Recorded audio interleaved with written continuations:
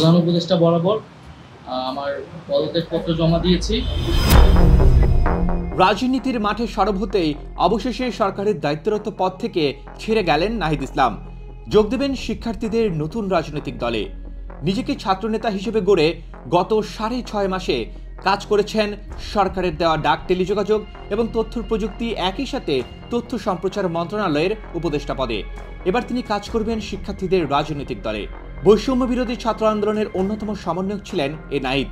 শিক্ষার্থীদের বিভিন্ন কর্মসূচিতে একক নেতৃত্ব না থাকলেও যে 2-3 জনের নাম শোনা যেত, তাদেরই একজন নাহিদ।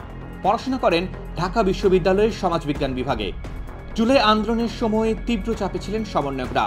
তুলে নিয়ে নির্যাতন করা হয় তাদের। নাহিদের শরীরের ক্ষতচিহ্ন দেখে বিস্মিত হয় দেশবাসী। শত অত্যাচারেও পিছপা হননি সমন্বয়করা। এক পর্যায়ে গোয়েন্দা পুলিশের কার্যালয়ে কথা স্বীকার করে পুলিশ। সেখানেও নানাভাবে হেনস্থা করা হয় শিক্ষার্থীদের।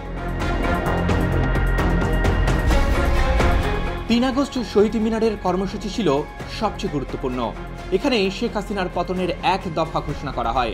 রাতেই জানানো হয় লং মার্চ টু ঢাকা 6 আগস্টের বদলে একদিন এগিয়ে 5 আগস্ট করবে ছাত্র জনতা।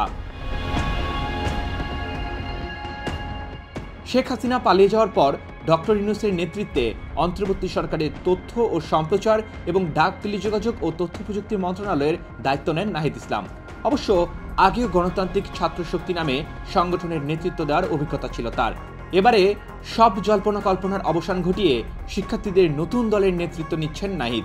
তাই স্বেচ্ছায় সরে যাওয়া উপদেষ্টার দায়িত্ব থেকে। কোটা বিলোপ বা বৈষম্য বিলোপের যে আন্দোলন শুরু করেছিলেন শিক্ষার্থীরা, পরে তা গিয়ে ঠেকে রাষ্ট্র মেরামতের প্রস্তাবে। এখন নতুন দল গঠন করে সেই মেরামতের প্রক্রিয়ায় কি মাত্রা যোগ করবেন নাহিদ হাসনাতরা, তা সময় বলে দেবে। Arman Ali, Daily Sun.